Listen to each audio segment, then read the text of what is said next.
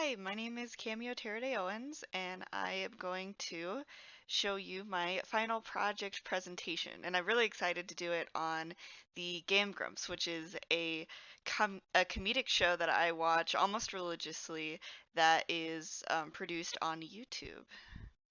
So Game Grumps has been around a while, I think 2006, I want to say, and they are comedians. They are new age comedians, if you want to say. They're gamers. They do a lot of Let's Plays as well as play games that uh, their content watchers, such as myself, send them. And so the story behind Grump's Dream Course is that this game was made specifically for them. There's the original game is Kirby's Dream Course, and that was of course made by Nintendo. But Grump's Dream Course was a ROM hack that was created by fans, and they sent them the game, and then they just had a great time playing it. So this video specifically, I love a lot, and I think really captures some of their humor in it, as well as some interesting linguistic anomalies as well. So I will show you those as well. First of all, what is phonetics? What do we study? Phonetics is a study of the sounds made in the production of human speech. I was looking at other definitions too, but I really like that condensed one that I got from the textbook. There are two major branches: articulatory phonetics and acoustic phonetics, and then each one either involving the human vocal apparatus or the physics or sound waves of just how the sound is produced. My first example, I'm going to start off with one that Aaron says. He says something like, "Oh, the night falls," and then immediately says zzz, like really loud, and just emphasizes that phoneme. So when he does this, I wanted to just show a few pictures of phonetically what it looks like. And as a quick aside, I wanted to show you this, and this was actually found by another YouTuber that I watch. If we go to, oops, pinktrombone.com. I don't know if you've heard of this already, but I thought you might get a kick out of it. There is a simulation. Sorry, it's going to be loud for a second. Okay, there we go. But this is supposed to mimic a vocal track. So I'll let you play with that later. And it was really hard, but that's the closest I could come to the Z sound, I believe. It definitely takes some finagling. Okay, enough of that. The next one I want to talk about is slips. And so I know this is kind of a combination of phonetics and phonology. And the example is Dan saying, "I'm really looking forward to it," or something like that. But I'd like to play this one for you now. So here is what it sounds like. Yay! So you can more easily steal my stars. I'm really looking forward to it. Fuck it. All right, so that is the utterance that he made, and it was definitely noticeable when I was looking for um, linguistic, or specifically in this case, like any phonetic differences in speech. And so I transcribed it, and so it makes this ow instead of or sound. Like I think the vowel is the most distinctive part of that statement. All right, another one I found is that at one point Aaron, he says the word close, but then I think for a comedic effect too, he broke it up into syllables and ended up saying like kilos. And I could play that one for you as well. So let's go to 935. Damn, that was close. That was a kilos one. And there we go. That one is what he said. So yeah, he just broke it up, and it made an interesting effect on both the humor and the word close. All right, next is phonology. So phonology studies patterns of sounds in different languages, and specifically, rather than phonetics, phonology, you can analyze one language, whereas phonetics, I found a big difference is that phonetics is way more general. It just is talking about the sound and like the physics and sound waves and human vocal track of um, any language really. So a few things I focused on was the category where we talked about assimilation, deletion, insertion, and metathesis. And then I found a couple other like main branches that I just threw in because I found the slide. All right, so phonology replacement and metathesis. This is the first example I have. So this was a very like interesting one, and I had to watch the video a second time to find any more examples. And so let's go listen to this one real quick. 526.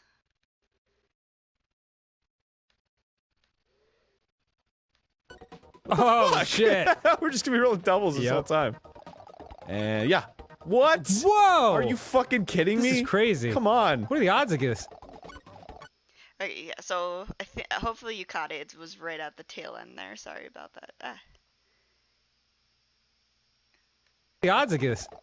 Yeah, and so it was so subtle, but I heard the, I'll guess, like I distinctly heard that G, and so I believe it was a metathesis because just of how his mouth was formed, and because you wouldn't think that was a simple transition, but just for some reason that's what was produced, and so I believe it was a metathesis. Next one is a rhyme. So Aaron, he actually is a rapper as well as a comedian and whatnot. And any chance he gets, he'll try to rap out a rhyme just off the slip of his tongue. And so one of the lines he said was like "your way towards tooth decay," and he purposely made that rhyme. So I went ahead and broke it up, and so we can analyze that the rhyme in the two we found was the vowel A. And so yeah, I pointed that out. Next is morphology. So morphology is the form and formation of the words in any given language. So I was writing some notes while I was creating this presentation, and so the main topics I have are like the morphemes and flexional derivational, and then all the different types of ways that words can be formed. So my first example are acronyms. And it's not in initialization, it's just kind of an acronym that Aaron made while making the video. So he shortened the word warp, and then just to again be comedic, he said, "I'm stuck in the ARP, dude." Like, so I think it sounds cooler. I think that's like the why behind him doing this. But ARP is just short for this warp. Um, what you would call it? Space that teleports you in the game. And so just to kind of sound cool, he wanted to call it the ARP, even though warp is a short enough word. So I thought that that was interesting. Shortening, of course. So he calls Kirby a little curb, and I actually think I wrote about this a little bit more in my midterm, but his name is Kirby, so taking off like the vowel at the end just kind of seemed natural, and so to call him a little curb sounds like a cute way to say. And so same with my name Cammy, if I were to, or I often am called like, "Oh, what's up, Cam?" or something like that, and so I think it's a trend, so to speak. All right, and then compounding is how I'm going to explain the Broomhilda one. Um, so, interestingly enough, Broomhilda, it is clearly a compound, but I didn't really know why it was so funny, and it is because it is a bit of a mixture of semantics along with the morphology. So the morphology alone doesn't make it funny. It's kind of just both. And so Hilda is actually a name of a witch TV show if you just put it into Google. And it also sounds kind of witchy. Like without knowing about the show, I feel like Hilda might be the name for a witch. And so that was my explanation as to why this Broomhilda invention of Aaron's. Or I also wanted to say it was a bit of invention because one wouldn't typically compound those words together. But how else would you describe this little character on the right hand side? Like it's a thing holding a broom. It has a hat. It Broomhilda, and I hope that sticks and Nintendo actually like makes it its name or something. I think that'd be hilarious. All right, now syntax. Oh my goodness. So syntax was definitely a harder one to find examples of, so I hope you'll bear with me with the ones that I creatively pulled out. And so again, taking notes, we did some tree diagrams, noun phrases and verb phrases, and grammar. And what I wanted to just tell you real quickly is whenever we did syntax, it really reminded me of something we did in computer science called BNF rules. And I don't know if you've heard about it, but I just wanted to show you real quick. So it's called Bacchus-Naur form. And if I scroll down, it'll look like a bit of code nonsense. But really, what's a good example? Wait, no, not this one, but yes, this one. So, the whole point of Bacchus-Naur form is that this is a language that can be broken down, and it's also a bit of recursive, but it, of course, can't be recursive without a base case. So, if you look, like, for example, the name of this part is a personal part, followed by a last name, followed by a suffix part, whatever an EOL is, or it's this followed by this. And so you'll expect that each of these will have some name on the left-hand side that will further break them down. Or for example, like street address is defined as this, and so as long as all those are defined, it's that. This isn't the best example and not the one I'm most familiar with, but I just wanted to show you that, and I saw the connections between language and computer science automatically. Yeah, I just see that. Okay, so my first example is the syntax or the lack thereof of syntax, considering this is or the Game Grumps, they very much do dialogue. They talk back and forth, they cut each other off, so it's very hard to like get really good syntax examples. But very clearly, Dan says, super loved it. And it was just a sentence. There was like, that's all he said and that's all he meant. It's not a complete sentence, obviously, and it doesn't have enough information to like be useful to anyone except for people who are hearing it in the moment. And so that kind of goes along with some semantic meaning. It's affiliation. No, it's wait. Affective meaning. That's what it is. So affective meaning helps you understand what it means at the time. But that was just my first example. My second one was these run-on phrases. So if you notice with dialogue, I feel like phrases often just connect other phrases.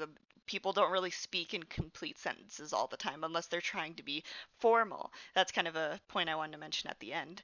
So one of these examples is he said, these are the big commendations of who made this, so thank you. Like, we understand what he means. Like, he's commending someone. But, like, if we were to put it into proper sentence, I said, like, something close would be, here are the people that deserve a big commendation, or something like that. So I think it really depends on formality as far as, like, the sentence structure and getting those sentences as syntactically correct as possible. And in speech, it's definitely, I'd say it's a lot harder. All right, and then my next example is a phrase that he uses called start the thing. So, start the thing, it does make sense. Like, anyone can say start the thing, but you don't know what the thing is unless you have that background meaning or the social meaning context behind it. And so, thing is not descriptive, but start the thing is valid. You know, it does, it even does make sense. So, I wanted to point that out. And finally, what is semantics? The study of the meaning of words, phrases, and sentences in a language. And again, here are some notes I have. So, referential meaning versus sense meaning, social meaning, affective meaning. I talk about those a little bit more. And then metaphors as well. I was able to find a metaphor out of the dialogue I found. So here's the metaphor, and I thought it would be pretty cool. So they mentioned something called the shoulders. So like, oh yeah, just hit the shoulder buttons. But you know, a controller obviously doesn't have shoulders, but yet it kind of does. So if you look at this, like the arching curves represents shoulders somehow. And so if you were to say, oh, just click the shoulder button, anyone who has played or held one of those controllers knows what that means. So I thought that was a really interesting metaphor to point out. And then for what I wanted to call dramatic effect, the word, and please allow me to swear a little bit. So the word shit, he said shh and then finished it. So he was kind of pausing, he was emphasizing, which kind of changes the meaning of the word. Like, that word has a literal meaning, but it also has like a worrisome meaning. Like if someone's like, something's gonna happen. So, making this sound prolonged changes the meaning of the word. And so I thought that was pretty interesting.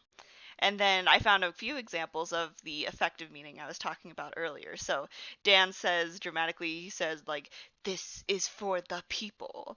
And it's meant to be more intense. And so he purposefully like cuts off after every word to give it more meaning, and that makes it more intense. It changes, like if I say like this is for the people or something, that sounds more casual, but if I say like this is for the people, it's stronger, it has more or just has strength behind it.